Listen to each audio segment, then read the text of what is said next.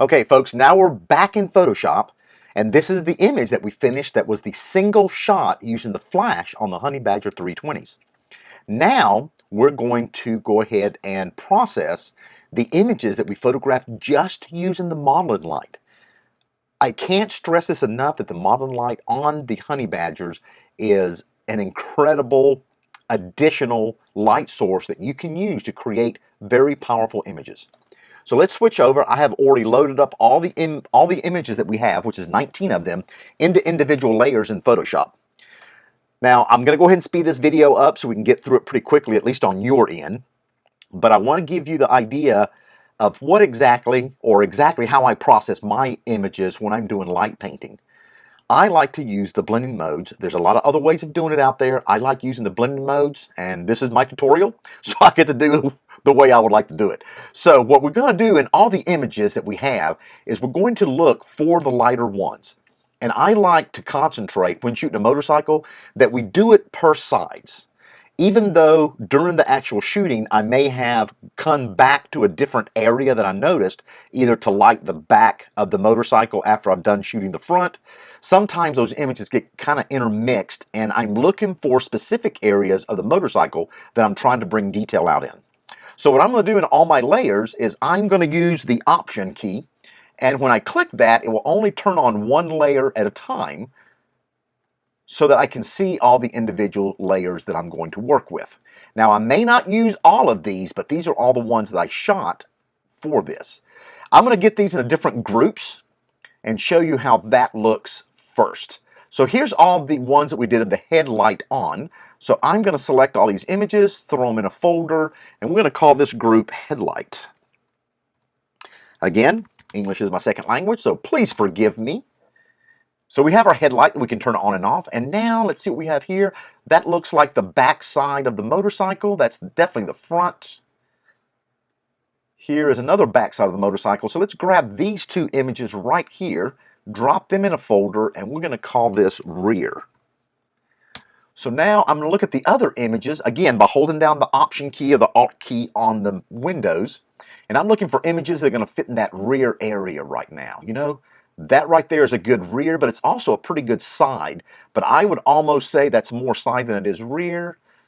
This one is more side, so let's take these two, and we're going to put these in a folder and call that side. And let's see what we have here. All right, that one's definitely a top shot. That one's a front shot. That's definitely a front. So we have these two front ones right here. Let's put those in a folder, and we're going to call this one front. And again, we're going to continue down, organizing the shots. That's definitely a front. Grab that, drop it in the folder. That is a rear, or actually it's a back, and that one's a back as well. And those are really important because that's going to bring up a lot of detail in the back side of the bike so that we can have some contrasting edges. Oh, I love that. So let's grab these two right here. We'll drop them in a group, and we're going to call that's going to be the back, which is different from the rear. The back is away from us. The rear is the rear of the motorcycle. And what we have here, that's a top shot. That is a rear shot. That's definitely a rear shot.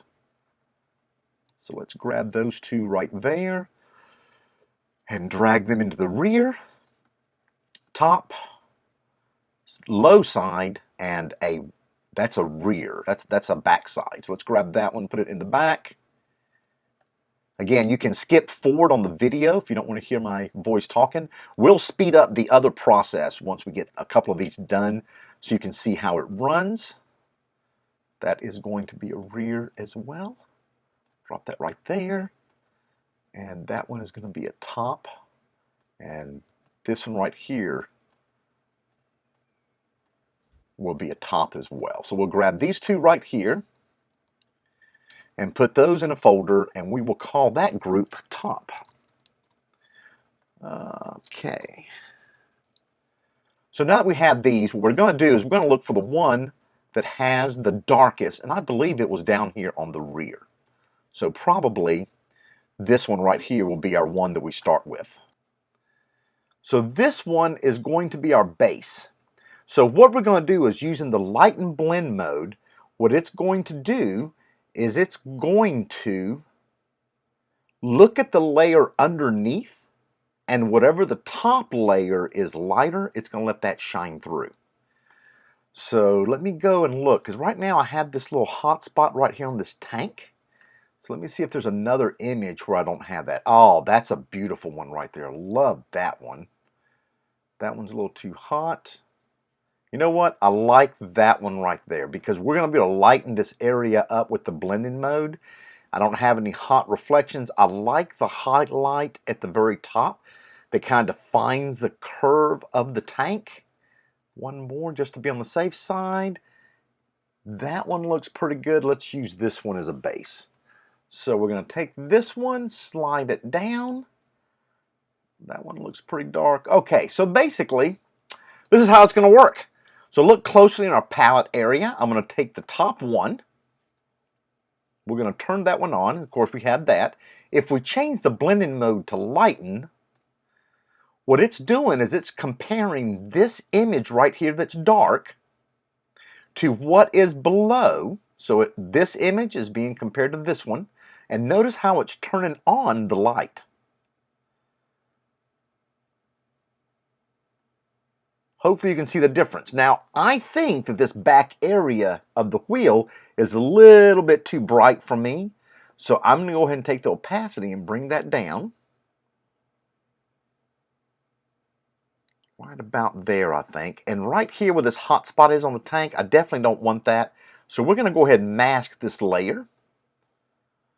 And remember that we're going to use the black, and all we have to do is just swipe right in there. And look how I bring that tank back to the layer that's underneath it. Now that tank is dark right now, and that's fine. That's perfectly all right. As I go through these, I really want to be very careful about that tank and try and protect that tank highlights and shadows so we can have some good detail in it. Let's look at this bike right there. Oh yeah, I got that little hot spot. Let's take that out.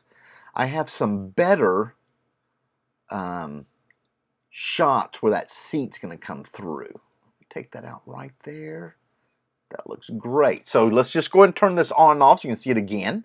Now with the mask, I'm not affecting the tank. So the tank is staying the same, but you can see how we're picking up light because we have the blend mode to lighten on some other parts of the motorcycle. So now we're going to do the same thing. The one that's on top of that, we're going to turn that one on. Okay, so this one right here is going to affect the top of the bike, some of the tire in the back, and a little bit of chrome on top of the engine. So we're going to turn that layer on, select it, and change it to lighten. And then turning it on and off will allow us to see what got turned on. Now you see how bright the tank is? And I don't mind it too much, but I think the top part of the tank is a little bit too bright. So I'm going to mask that out, as well as this area right here in the seat that I think is too hot. But I think the tire looks really good. We're starting to get some detail of the motor. I think that's looking fantastic. So let's just go ahead and mask out that tank a little bit right here. And we're going to bring that tank back to what it was before. Just like that. Because I know I have some other shots, and we can always go back and change these masks out later.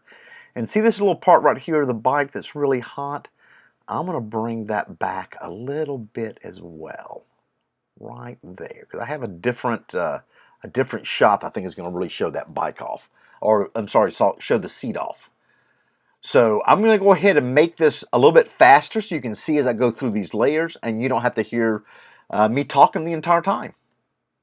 So just keep paying attention and you can kind of follow along, and I'll turn each of the layers off as I'm doing the adjusting so you can see how this grows.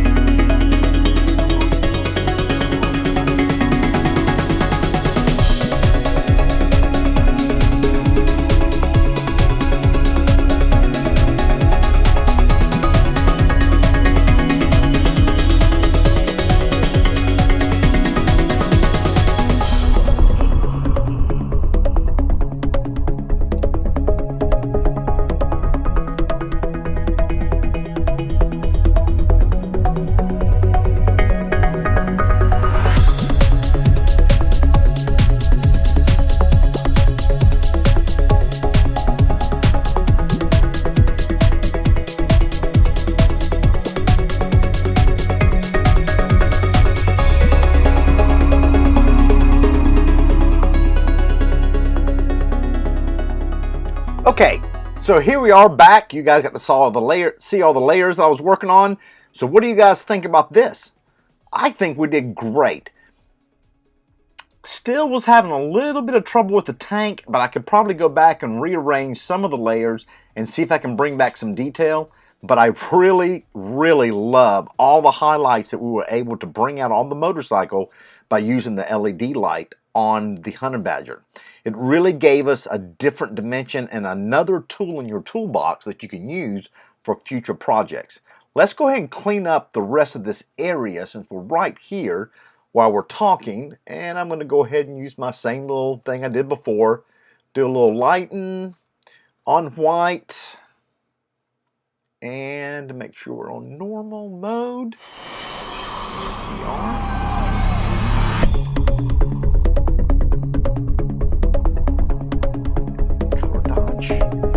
And now we're ready to go.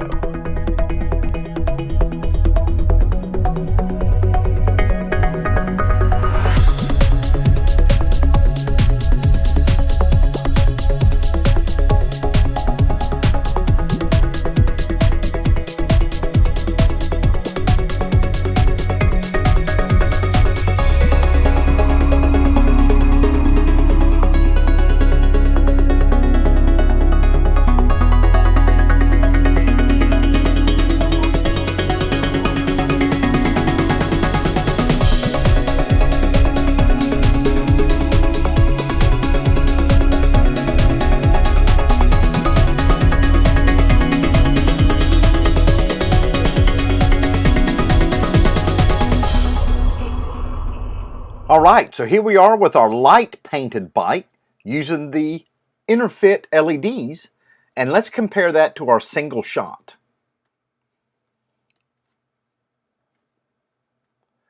There's our single shot, and we got really great detail in the bike.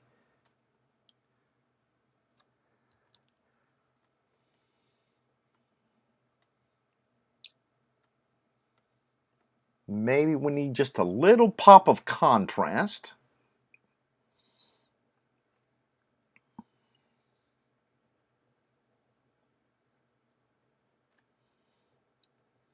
And then of course we need, let's go ahead and do Control J and let's give it a little bit of sharpen.